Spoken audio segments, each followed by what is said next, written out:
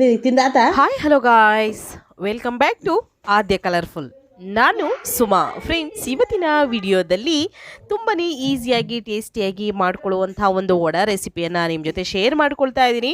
ಗರಿಗರಿಯಾದ ರವಾ ವಡೆಯನ್ನು ಹೀಗೆ ತಯಾರಿಸಿದ್ರೆ ಖಂಡಿತವಾಗ್ಲೂ ಹೋಟೆಲ್ ಸ್ಟೈಲಲ್ಲಿ ನೀವು ಒಂದ್ಸಲ ತಯಾರಿಸಿದ್ರೆ ಮತ್ತೆ ಮತ್ತೆ ಇದನ್ನು ಮಾಡ್ಕೊಂಡು ತಿಂತೀರಾ. ಹಾಗೆ ಅದರ ರುಚಿಯನ್ನಂತೂ ನೀವು ಮರೆಯೋದೇ ಇಲ್ಲ.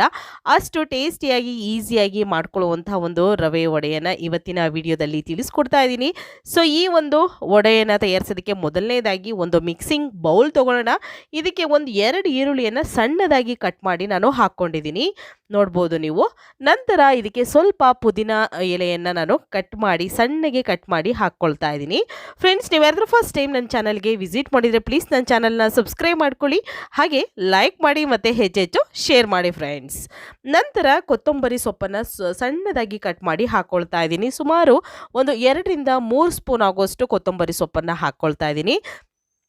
ಅದಾದ ನಂತರ ನಾವಿಲ್ಲಿ ಹಸಿರು ಮೆಣಸಿನ್ಕಾಯಿನ ಹಾಕ್ಕೊಳ್ತಾ ಇದ್ದೀನಿ. ಒಂದು ಅರ್ಧ ಹಸಿರು ಮೆಣಸಿನ್ಕಾಯಿನ ಸಣ್ಣದಾಗಿ ಕಟ್ ಮಾಡಿ ಹಾಕ್ಕೊಳ್ತಾ ಇದ್ದೀನಿ. ನೀವು ಬೇಕು ಅಂದರೆ 2 ಹಸಿರು ಮೆಣಸಿನ್ಕಾಯಿನ ಕೂಡ ಹಾಕ್ಕೊಳ್ಬೋದು, ಆದರೆ ಮಕ್ಕಳಿಗೆ ಕೊಡೋದ್ರಿಂದ ಹಸಿರು ಮೆಣಸಿನ್ಕಾಯಿನ ಸ್ವಲ್ಪ ಹಾಕ್ಕೊಂಡ್ರೂ ಸಾಕು, ಅಥವಾ ಸ್ಕಿಪ್ ಮಾಡಿದರೂ ತೊಂದರೆ ಇಲ್ಲ. ನಂತರ ನಾನು ಸ್ವಲ್ಪ ಶುಂಠಿಯನ್ನು ತುರಿದು ತೊಗೊಳ್ತಾ ಇದ್ದೀನಿ. ತುರಿದಾದರೂ ಹಾಕ್ಕೊಳ್ಬೋದು, ಅಥವಾ ನೀವು ಸಣ್ಣಗೆ ಕಟ್ ಮಾಡಿ ಹಾಕ್ಕೊಳ್ತೀವಿ ಅಂದರೂ ಕೂಡ ಹಾಕ್ಕೊಳ್ಬೋದು. ಅದಾದ ನಂತರ ಕರಿಬೇವಿನ ಎಲೆಯನ್ನು ಕೂಡ ಸಣ್ಣದಾಗಿ ಕಟ್ ಮಾಡಿ ನಾನು ಹಾಕ್ಕೊಳ್ತಾ ಇದ್ದೀನಿ. ಕರಿಬೇವು ಮತ್ತು ಪುದೀನ ಹಾಗೆ ಕೊತ್ತಂಬರಿ ಸೊಪ್ಪು ಇಷ್ಟನ್ನು ಕೂಡ ಸಣ್ಣದಾಗಿ ಕಟ್ ಮಾಡಿ ಹಾಕ್ಕೊಂಡಿದ್ದೀನಿ. ಒಂದು ಅರ್ಧ ಸ್ಪೂನು ಅಜ್ವೈನ್ನ ಕೈಯಲ್ಲೇ ಈ ರೀತಿ ಕ್ರಷ್ ಮಾಡಿ ಹಾಕ್ಕೊಳ್ಳೋಣ, ನೋಡ್ತಾ ಇದ್ದೀರಲ್ಲ. ನಂತರ ಒಂದು ಅರ್ಧ ಸ್ಪೂನ್ ಆಗುವಷ್ಟು ಜೀರಿಗೆ ಪೌಡರ್ನ ಸೇರಿಸ್ಕೊಳ್ತೀನಿ. ಇದಕ್ಕೆ ನೋಡಿ, ಸ್ವಲ್ಪ ಜೀರಿಗೆ ಪೌಡರ್ ಹಾಕ್ಕೊಳ್ಳೋಣ. ತುಂಬಾ ಟೇಸ್ಟಿಯಾಗಿ ಮಾಡ್ಕೊಳ್ಳುವಂಥ ಈವ್ನಿಂಗ್ ಸ್ನ್ಯಾಕ್ಸ್ ರೆಸಿಪಿ. ಖಂಡಿತವಾಗ್ಲೂ ಈ ಒಂದು ಚಳಿಗೆ ಬಿಸಿ ಬಿಸಿಯಾಗಿರುವಂಥ ಗರಿಗರಿಯಾಗಿರುವಂಥ ರವಾ ವಡೆಯನ್ನು ತಯಾರಿಸಿ ನೋಡಿ ಫ್ರೆಂಡ್ಸ್, ನಿಮಗೂ ಕೂಡ ತುಂಬಾ ಇಷ್ಟ ಆಗುತ್ತೆ. ನಂತರ ರುಚಿಗೆ ತಕ್ಕಷ್ಟು ಉಪ್ಪನ್ನು ಕೂಡ ಸೇರಿಸ್ಕೊಳ್ತಾ ಇದ್ದೀನಿ. ಇಷ್ಟನ್ನು ಕೂಡ ಹಾಕಿದ ನಂತರ ಒಂದ್ಸಲ ಮಿಕ್ಸ್ ಮಾಡ್ಕೊಳ್ಳೋಣ.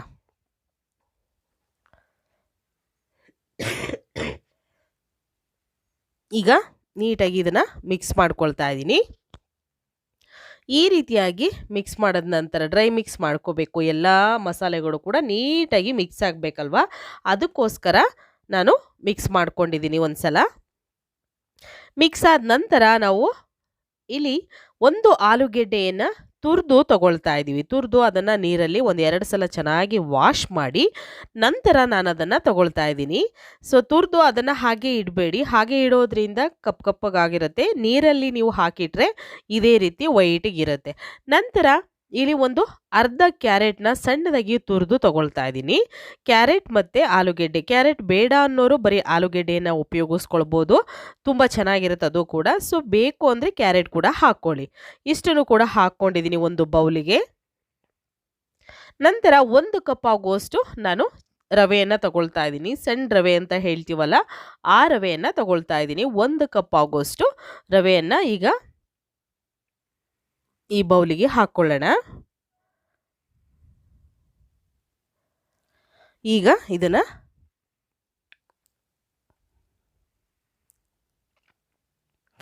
ಬಿಸಿ ಎಣ್ಣೆಯನ್ನು ಹಾಕ್ಕೊಳ್ತಾ ಇದ್ದೀನಿ. ಒಂದು 2 ಟೇಬಲ್ ಸ್ಪೂನ್ ಆಗುವಷ್ಟು ಬಿಸಿ ತುಂಬಾ ಕಾದಿರಬೇಕು ಅಂಥ ಎಣ್ಣೆಯನ್ನು ಹಾಕ್ಕೊಂಡು ಒಂದ್ಸಲ ಮಿಕ್ಸ್ ಮಾಡ್ಕೊಳ್ತಾ ಇದ್ದೀನಿ. ನೀಟಾಗಿ ಮಿಕ್ಸ್ ಮಾಡ್ಕೊಳ್ಳೋಣ. ನೋಡಿ, ಈ ರೀತಿಯಾಗಿ ಡ್ರೈ ಮಿಕ್ಸ್ ಮಾಡ್ಕೋಬೇಕು. ಇದಕ್ಕೆ ನೀರು ಏನು ಕೂಡ ಹಾಕ್ಕೊಂಡಿಲ್ಲ. ಇದೇ ರೀತಿ ಮಿಕ್ಸ್ ಮಾಡ್ಕೊಂಡ ನಂತರ ಕೈಯಲ್ಲಿ ಒಂದ್ಸಲ ಚೆನ್ನಾಗಿ ಮಿಕ್ಸ್ ಮಾಡ್ಕೊಂಬಿಡೋಣ. ಸೊ ಫಸ್ಟಿಗೆ ನಾನು ಬಿಸಿ ಇರುತ್ತೆ ಅಂತ ಹೇಳಿ ಸ್ಪೂನಲ್ಲಿ ಅದನ್ನು ಮಿಕ್ಸ್ ಮಾಡ್ಕೊಂಡಿದ್ದೆ. ಅದಾದ ನಂತರ ಕೈಯಲ್ಲಿ ಒಂದ್ಸಲ ಕಲಿಸ್ಕೊಳ್ತಾ ಇದ್ದೀನಿ. ಅದಾದ ನಂತರ ಇದಕ್ಕೆ ನಾವು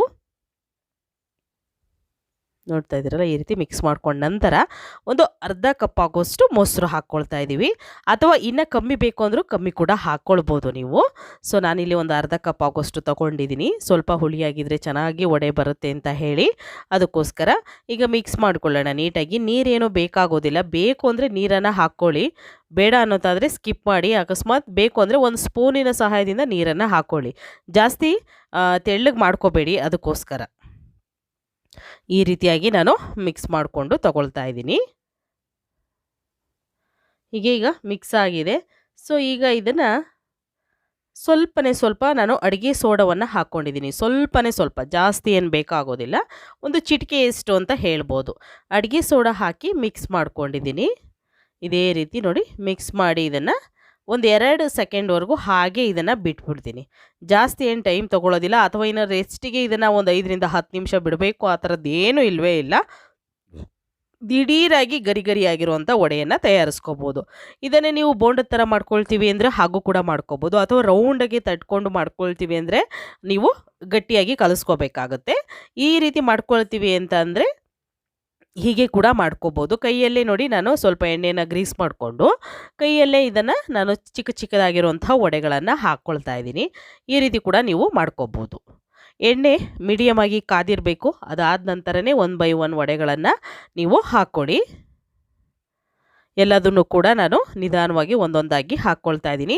ಸೊ ಖಂಡಿತವಾಗ್ಲೂ ನಿಮ್ಗೆ ಇಷ್ಟ ಆಗುವಂತಹ ಒಂದು ಗರಿಯಾಗಿರುವಂಥ ಈವ್ನಿಂಗ್ ಸ್ನ್ಯಾಕ್ಸ್ ರೆಡಿಯಾಗುತ್ತೆ ಫ್ರೆಂಡ್ಸ್. ನೀವು ಕೂಡ ಮನೆಯಲ್ಲಿ ನಾನು ಹೇಳಿರುವಂಥ ವಿಧಾನದಲ್ಲೇ ತಯಾರಿಸಿ ಮತ್ತು ಹೇಗೆ ಬಂತು ಅಂತ ತಪ್ಪದೆ ಕಾಮೆಂಟ್ ಸೆಕ್ಷನಲ್ಲಿ ತಿಳಿಸೋದಂತೂ ಮರಿಲೇಬೇಡಿ. ಸೊ ಈಗ ಆಗಿದೆ ಒಂದು ಸೈಡು, ಈಗ ಟರ್ನ್ ಮಾಡ್ಕೊಳ್ತಾ ಇದ್ದೀನಿ. ಎರಡೂ ಸೈಡ್ ಕೂಡ ನಮಗೆ ಕಲರ್ ಚೇಂಜ್ ಆಗಬೇಕು. ಅದಕ್ಕೋಸ್ಕರ ಒಂದೇ ಸೈಡ್ ಜಾಸ್ತಿ ಹೊತ್ತು ಬೇಯಿಸೋಕೆ ಹೋಗಬೇಡಿ. ಒಂದು 2ರಿಂದ 3 ಸಲ ಟರ್ನ್ ಮಾಡಿ ಬೇಯಿಸ್ಕೊಳ್ಳಿ ಎರಡೂ ಸೈಡು ಕೂಡ. ಆವಾಗ ಕಲರ್ ಎರಡೂ ಕಡೆ ಕೂಡ ತುಂಬಾ ಪರ್ಫೆಕ್ಟಾಗಿ ಬರುತ್ತೆ. ಅದಕ್ಕೋಸ್ಕರ ಸೊ ಈಗ ಎಲ್ಲದನ್ನು ಕೂಡ ಒಂದೊಂದಾಗಿ ನಾನು ಟರ್ನ್ ಮಾಡಿಕೊಂಡು ತಗೊಳ್ತಾ ಇದ್ದೀನಿ. ತುಂಬಾ ಈಸಿಯಾಗಿ ಮಾಡ್ಕೊಳ್ಳುವಂತಹ ಒಂದು ಸ್ನ್ಯಾಕ್ಸ್. 1 ಕಪ್ ರವೆಯಿಂದ ನೀವು ರುಚಿಯಾಗಿರುವಂಥ ಈವ್ನಿಂಗ್ ಸ್ನ್ಯಾಕ್ಸ್ನ ರೆಡಿ ಮಾಡ್ಕೊಳ್ಬೋದು. ಬೇರೆ ಇಂಗ್ರೀಡಿಯೆಂಟ್ಸ್ ಕೂಡ ಏನೂ ಬೇಕಾಗೋದಿಲ್ಲ. ನೀವು ಬೇಡ ಅಂತಂದರೆ ಕ್ಯಾರೆಟು ಮತ್ತು ಆಲೂಗೆಡ್ಡೆನೂ ಕೂಡ ಸ್ಕಿಪ್ ಮಾಡಿ ಈ ಒಂದು ಸ್ನ್ಯಾಕ್ಸ್ನ ತಯಾರಿಸ್ಕೊಳ್ಬೋದು. ಖಂಡಿತವಾಗ್ಲೂ ಅದು ಕೂಡ ಪರ್ಫೆಕ್ಟಾಗಿ ಬರುತ್ತೆ. ಸೊ ಈಗ ನೋಡಿ ಈ ಸೈಡ್ ಕೂಡ ನಾನು ಫ್ರೈ ಮಾಡ್ಕೊಂಡ ನಂತರ ಮತ್ತೆ ಟರ್ನ್ ಮಾಡಿ ಇನ್ನೊಂದು ಸೈಡ್ ಕೂಡ ಇದನ್ನು ಫ್ರೈ ಮಾಡ್ಕೊಳ್ತೀನಿ. ಇದೇ ರೀತಿ ನೋಡಿ ನಮಗೆ ಪರ್ಫೆಕ್ಟಾಗಿ ಎರಡೂ ಸೈಡ್ ಕೂಡ ಈ ರೀತಿ ಗೋಲ್ಡನ್ ಕಲರ್ ಬಂದಿರಬೇಕು. ಆಗ ವಡೆ ರೆಡಿಯಾಗಿದೆ ಅಂತ. ಈ ಒಂದು ರವಾ ವಡೆ ಖಂಡಿತವಾಗ್ಲೂ ನೀವು ಮನೆಯಲ್ಲಿ ಈ ರವಾ ವಡಾನ ಒಂದು ಸಲ ತಯಾರಿಸಿ ಫ್ರೆಂಡ್ಸ್. ತುಂಬಾ ಕ್ರಿಸ್ಪಿಯಾಗಿ ಬರುತ್ತೆ ಮತ್ತು ಇದನ್ನು 2 ದಿನದವರೆಗೂ ಕೂಡ ಸ್ಟೋರ್ ಮಾಡಿ ಕೂಡ ನೀವು ತಿನ್ಬೋದು, ಕೆಟ್ಟೋಗೋದಿಲ್ಲ. ಈಗ ಆಗಿರೋದನ್ನು ಒಂದು ಟಿಶ್ಯೂ ಪೇಪರ್ ಮೇಲೆ ತೆಗೆದಿಟ್ಕೊಳ್ತೀನಿ. ಮತ್ತು ಇನ್ನೊಂದು ಬ್ಯಾಚು ನಾನು ಹಿಟ್ಟನ್ನು ಸೇರಿಸ್ಕೊಂಡು ಅದನ್ನು ವಡೆಯನ್ನು ತಯಾರಿಸ್ಕೊಳ್ತೀನಿ. ತುಂಬಾ ಈಸಿಯಾಗಿರುವಂಥ ಗರಿಯಾದ ರವಾ ವಡೆನ ನೀವು ಹೋಟೆಲ್ ರೀತಿಯಲ್ಲಿ ತಯಾರಿಸಿ ತಿಂದರೆ ಮತ್ತೆ ಇದರ ರುಚಿನ ನೀವು ಮರೆಯೋದೇ ಇಲ್ಲ. ಅಷ್ಟು ಟೇಸ್ಟಿಯಾಗಿ ಆಗುತ್ತೆ. ಸೊ ಈ ಒಂದು ವಡೆಯನ್ನು ನೀವು ಕೂಡ ಮನೆಯಲ್ಲಿ ತಯಾರಿಸ್ತೀರಾ ಅಂತ ನಾನು ಭಾವಿಸ್ತೀನಿ. ತಯಾರಿಸಿ ಹೇಗೆ ಬಂತು ಅಂತ ತಪ್ಪದೇ ತಿಳಿಸಿ. ಇವತ್ತಿನ ವಿಡಿಯೋ ಸ್ವಲ್ಪನಾದರೂ ಇಷ್ಟ ಆಗಿದರೆ ಚಾನಲ್ನ ಸಬ್ಸ್ಕ್ರೈಬ್ ಮಾಡ್ಕೊಳ್ಳಿ ಫ್ರೆಂಡ್ಸ್. ಹಾಗೆ ಲೈಕ್ ಮಾಡಿ ಮತ್ತು ಹೆಚ್ಚು ಶೇರ್ ಮಾಡಿ. ಈಗ ಆಗಿರೋಂಥ ವಡೆಯನ್ನು ಒಂದು ತಟ್ಟೆಗೆ ನಾನು ಸರ್ವ್ ಮಾಡ್ಕೊಳ್ತಾ ಇದ್ದೀನಿ. ನೀವು ಕೂಡ ನೋಡ್ಬೋದು ಎಷ್ಟು ಕ್ರಿಸ್ಪಿಯಾಗಿ ಬಂದಿದೆ ಅಂತ. ಖಂಡಿತವಾಗ್ಲೂ ಇಷ್ಟೇ ಪರ್ಫೆಕ್ಟ್ ಆಗಿ ಬರುತ್ತೆ ನೀವು ಕೂಡ ತಯಾರಿಸಿದಾಗ. ಓಕೆ, ಇವತ್ತಿನ ವಿಡಿಯೋನ ಇಲ್ಲಿಗೆ ಮುಗಿಸ್ತಾ ಇದ್ದೀನಿ. ಮತ್ತೆ ಇನ್ನೊಂದು ಹೊಸ ವಿಡಿಯೋ ಜೊತೆ ಬರ್ತೀನಿ. ಅಲ್ಲಿವರೆಗೂ take care, bye, see you.